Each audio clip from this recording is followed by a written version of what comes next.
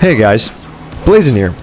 So today we got a community blog post from Focus Entertainment, and it really did catch me off guard because we are literally at the end of the month and I was thinking, oh, there's probably not a blog post today, or probably for this month. But here it is, came in literally last minute. So let's check out what they have to say.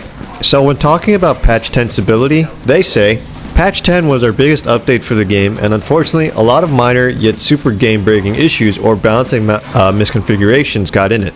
I would like to apologize for the inconvenience caused. Normally, we would catch the issues during the PTS phase, but we didn't do PTS for patch 10 because simply we didn't have the time for it, plus we didn't want to spoil the surprise. PTS will return for patch 11 and subsequent patches, unless we do another huge patch like the anniversary patch, and this comes from the game director. They also address one of the problems between the mission exfiltration and one of the stratagems that involved equipment.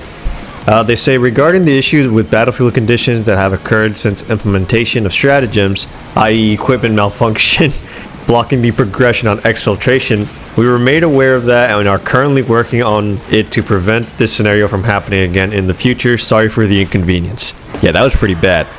And here they talk more about stratagems. The director says, our objective with stratagems was to add the hardest content in the game, and we are not planning to make weekly hard stratagems any easier. However, we are going to continue to address some of the issues with daily stratagems in patch 11. First of all, daily stratagems are random. This is why some battlefield conditions and combinations do not make any sense or are too punishing or too restrictive for no reason. The truth is that there are not enough battlefield conditions right now. With patch 11, we are going to add a second batch of battlefield conditions, 50 of them. Having more battlefield conditions will allow us to remove some that don't work on their own from daily rotation pool. Weekly stratagems are completely different. Each weekly stratagem has a pre-made battlefield condition combination plus level attached to it. All 52 weekly stratagems are handcrafted and are designed to be either hard or fun depending on the week. The key here is to make sure that it's different every week, and ideally players have to alter their playstyle. We are working on allowing players to toggle battlefield conditions manually in private lobbies so players can come up with their own fun combinations. Siege mode will eventually see battlefield conditions integrated into it for increased replayability. Now we actually move on to the patch 11 portion of the post. The upcoming update 11 will be released in November and will bring 2 new cosmetic DLCs. As announced in our roadmap, the next champion pack will be the Blood Angels, and it will be associated with the tactical class. Yes, tactical. What the fuck? Now before all Blood Angels come to our office searching for Horus, please note that the champion pack will also come with its own unique jump pack, and its individual parts can be used separately like the other champions. We will reveal its design in the October community update. As for the Salamander's cosmetic pack, it will include the heraldry of various Salamander successor chapters as well as different armor parts. Regarding gameplay additions, the next PvE operation will be an off-planet mission introducing a new boss fight. Here's a preview of what's inside and outside of the area. And yeah, I'm aware of the leaks of what the new boss is for this mission. And I am curious to see what the Blood Angels champion pack or whatever is going to look like. Moving on, they continue to say, we've also seen that you're having many questions regarding the heroic weapons. We will keep adding new heroic weapons with each major update. Starting with update 11, we can't show you them yet, but we can already tell you that the Thunder Hammer will be among these weapons. Lastly, on the topic of update 11, a long-awaited feature will be added, bot customization.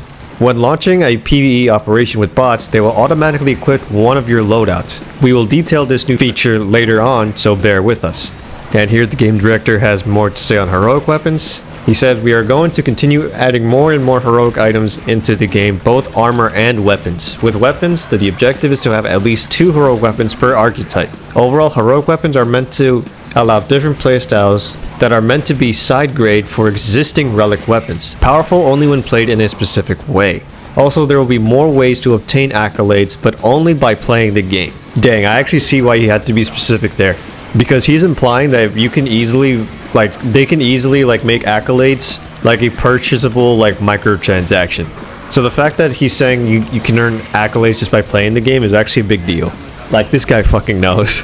And a quick note about Siege Mode. He says Siege Mode will get a lot of additions to its sandbox gameplay, and there are going to be reasons to come back to it. We are not done with it.